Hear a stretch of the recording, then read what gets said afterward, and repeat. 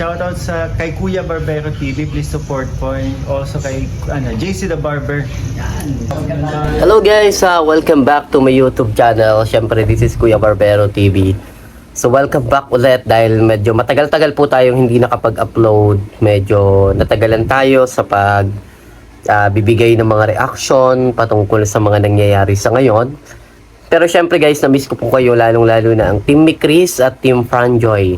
Halos mga ilang buwan din po tayong hindi nakapag-upload at madalang na po tayong nakakapag-upload gawa ng nabisi po tayo sa ating trabaho at sa ating minamanage na munting barbershop sa ngayon. Kasi meron kaming inopen and then ngayon po ay pinapalakas po namin kaya hindi po ako makapag full time sa pagre-reaction. Pero syempre guys, na-miss natin ang Team Mikris na ating sinusuportahan, pero nakakalungkot, nakakalungkot talaga guys. Sa totoo lang, kahit bihira akong makapag-reaction, kahit madalang ako na makapag-upload sa video ng Team Mikris, nasaktan din po tayo guys. Sa totoo lang, na-miss natin ang Team Mikris.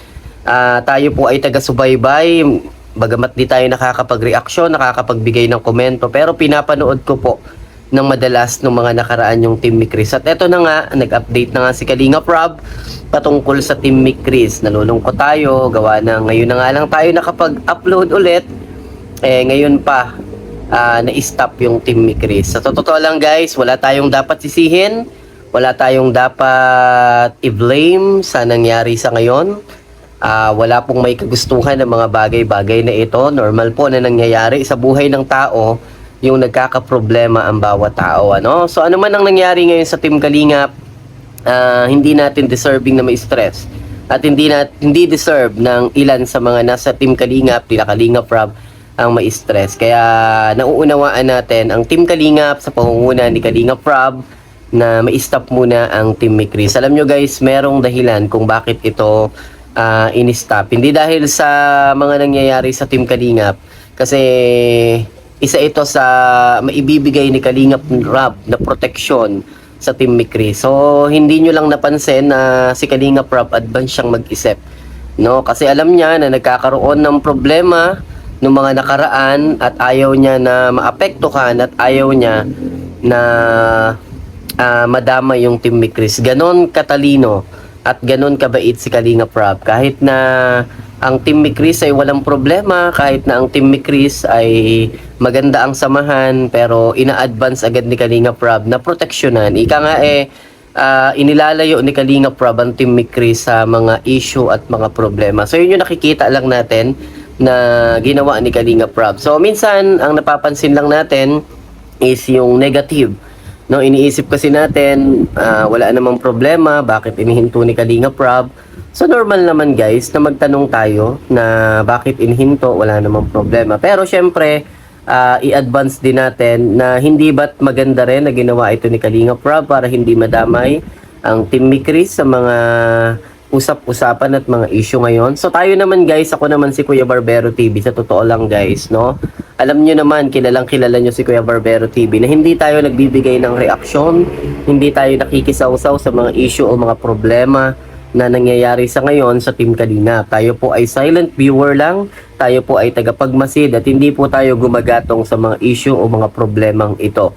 So ako ay bilang reactor, ako po ay nagre-react sa Team Kalingap, pero hindi po tayo nagre-react sa mga issue o mga problema kasi ayaw natin na madagdagan yung isipin ni Kalingap Rob. At syempre guys, hindi natin habol yung malaking views o malaking kita, kasi kung gusto lang sana natin na maka-gain ng malaking views, nakipagsabayan na sana tayo dun sa mga nagre-reaction patungkol sa mga issue o patungkol sa problema ng Team Kalingap. Ang totoo guys, itong video ito is gusto ko lang pasalamatan yung mga taga Team Mikris sa pagiging maunawain nyo, sa pagiging mapagmalasakit nyo sa Team Mikris. Kahit na na-stop ang Team Mikris, nakita ko, nababasa ko yung mga comment, mga post, na mahal nyo talaga ang Team Mikris. Isa lang yung masasabi ko guys, ano man ang mangyari, i-stop man ito ni Kalingap Rob, patuloy lang natin suportahan si Direk Kalingap Rob.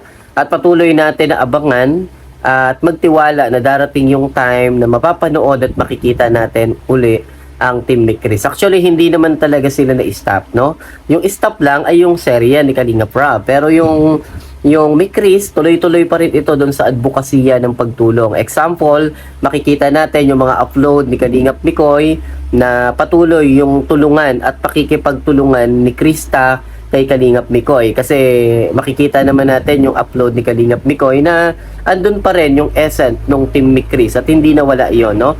Dun sa mga vlog lang ni Kalingap Rob, maaaring na-stop pero patuloy pa rin ang Team Mick Chris sa paggawa ng kanilang advokasya ng pagtulong. Kagaya ni Kalingap Mikoy, hanggat nandyan si Kalingap Mikoy, nandyan ang Team Mick Chris. Hanggat nandyan si Krista, hindi mawawala ang Team Mick Chris. Kaya ano yung gagawin natin bilang mga supporters ng Team Mick Chris? So patuloy natin na suportahan at panoorin yung video ni Kalingap Mikoy, panoorin yung mga video ni Krista, at hindi natin alam, baka dumating din sa time na mapanood natin si Krista na tumutulong na rin sa mga kababayan nating mahirap. Yun lang yung magagawa natin. At wag na nating gatukan, wag na nating lagyan ng apoy yung mga problema o mga issue ngayon dahil wala namang maitutulong yung paggatong o pagdaragdag pa ng apoy, no? So, tandaan nyo guys na maging mabuting manonood tayo sa ating mga pinapanood. Hindi natin kailangan na makipagsabayan, makipagbardagulan, makipag-away sa social media kasi alam nyo naman na ang social media ay nandyan ang iba't ibang mga issue o mga problema. So kung makikipagsabayan pa tayo, makikipag-trash talkan pa tayo, makikipagdebate pa tayo, wala tayong mapapala sa ganyang mga bagay. So aalisin lang yan yung kapayapaan na taglay-taglay sana natin ngayong mga panahon na ito, no? Kumbaga inaalis niyan yung positibong mindset natin. Kaya instead na makipagpatulan tayo diyan, lalo-lalo na yung mga taga Team Mick Chris, huwag na po kayong makipagsabayan or makipag-argument pa dun sa mga hindi makikinig at hindi tumatanggap ng paliwanag, no? So, yun lang guys, na-miss ko yung Team Mick Chris, pero magkikita ulit tayo. Patuloy pa rin tayong gagawa ng reaksyon kahit na bihira. Alam nyo guys, no, nandito pa rin si Kuya Barbero TV, nakasuporta pa rin sa Team Mick Chris, at syempre guys, sa Team Franjoy, at ganun din po kila Kalinga Prab. So, this is Kuya Barbero TV, nag-update lang po tayo, no, at thank you so much sa mga nanonood pa rin kay Kuya Barbero TV. And bye-bye guys, and mag-ingat po kayo.